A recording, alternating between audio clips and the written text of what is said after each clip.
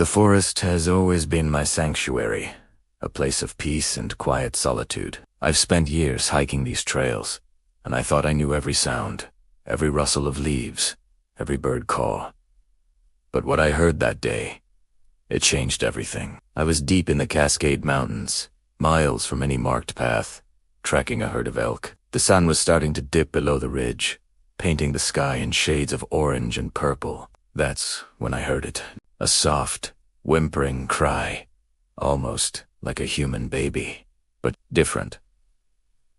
It was coming from a dense thicket of old-growth pines. My first thought was that a child was lost, so I pushed through the branches, my heart pounding. What I found wasn't a human child. Curled up at the base of a massive pine, nestled in a bed of moss, was a creature I couldn't explain. It was small, maybe the size of a toddler, and covered in thick, reddish-brown fur. Its face was surprisingly human-like, with large, dark, and incredibly sad eyes. It looked up at me, its tiny body trembling, and let out another one of those heart-wrenching cries. I was looking at a baby Bigfoot. My mind raced. This was impossible. Bigfoot was a myth, a campfire story. Yet, here it was, real and vulnerable. I slowly backed away, not wanting to frighten it further. Where was its mother? I scanned the surrounding woods, my senses on high alert. The forest was eerily silent. I couldn't just leave it there. It was getting cold, and predators would be on the move soon. Carefully, I took off my flannel jacket and gently draped it over the little creature. It flinched at first, but then seemed to relax into the warmth. I sat down a few feet away, hoosed watching. It was so fragile. Its hands, or paws, had tiny fingers that curled and uncurled. It seemed to be in distress, but not from an injury I could see. Was it hungry, thirsty, or just lonely and scared? I had a water bottle and some trail mix, but I had no idea what something like this would eat. Offering it a handful of nuts felt absurd, but I had to try something. I poured some water into my cupped hand and held it out. The little one watched me with those big, intelligent eyes. It hesitated, then slowly crawled forward, sniffing my hand. With a tiny, almost delicate tongue, it began to lap up the water. It was the most surreal moment of my life. Here I was, in the middle of nowhere, giving water to a baby Sasquatch. After it had its fill, it looked at me, a flicker of something that looked like trust in its eyes. I broke off a piece of a granola bar, one without chocolate, and offered it. It sniffed. It nibbled a corner, and then ate the whole piece. A small victory, but it felt monumental. As darkness fell, the temperature dropped significantly. The little creature shivered, even under my jacket. I knew I had a decision to make. Leaving it here felt like a death sentence. Taking it with me felt insane. What would I do with a baby Bigfoot? But looking into its soulful eyes, I couldn't abandon it. I carefully scooped it up, jacket and all. It was surprisingly light, maybe 30 pounds.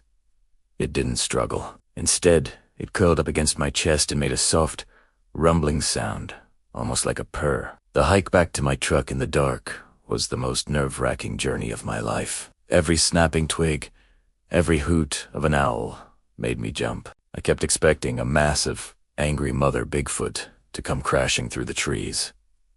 But nothing happened. We made it back to the truck. I placed the little guy on the passenger seat, where he immediately curled up and fell asleep. The drive home was a blur. My mind was a whirlwind of questions. What had I just done? Was this even real? I kept glancing over at the sleeping ball of fur, its chest rising and falling gently. Back at my remote cabin, I made a small bed for it in a warm corner of the living room, using blankets and pillows. It slept through the entire night. I, on the other hand, didn't sleep a wink. I just sat there, watching it. My world turned completely upside down. The next morning, it was still there. This wasn't a dream. I named him Ben.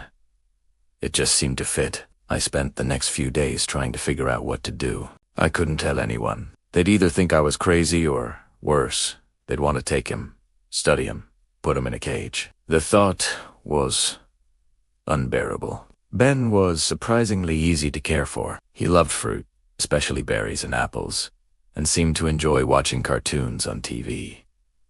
He was incredibly intelligent, learning simple gestures and commands quickly. We developed a bond. He would follow me around the cabin like a furry shadow, and at night, he'd sleep at the foot of my bed.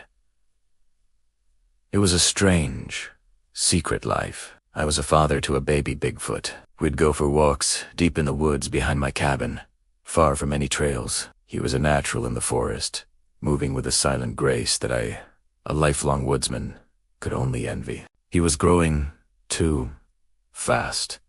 His appetite increased, and he was getting stronger every day. The initial fear I had was replaced by a deep sense of affection and protectiveness. He was my responsibility, but a shadow loomed over our peaceful existence. I knew he couldn't stay with me forever. He belonged in the wild, with his own kind. But how could I ever find him, and how could I ever let him go? One evening, weeks after I found him, we were sitting on the porch as the sun set. Ben was a lot bigger now, almost up to my waist when he stood. Suddenly, he froze, his head cocked, listening intently to something I couldn't hear. He stood up and let out a sound I'd never heard him make before, a long, low call that echoed through the valley. My blood ran cold. Then, from the distant ridge, an answer came. A deeper, more powerful call that vibrated in my chest. Ben called out again, more urgently this time. I looked at me, then towards the woods, his eyes filled with a longing I couldn't ignore. His family was calling for him. This was the moment I had been dreading. I knew what I had to do. With the heaviest heart I've ever known, I opened the porch gate. I knelt down and looked him in the eyes. "Go on, Ben," I whispered, my voice breaking. "Go find your mom." He hesitated, looking from me to the dark forest. He took a step, then turned back and nuzzled his head against my chest one last time. It was a goodbye. Then he turned and ran, disappearing into the twilight. I stood there for a long time, listening, until I heard his call again, closer to the others this time.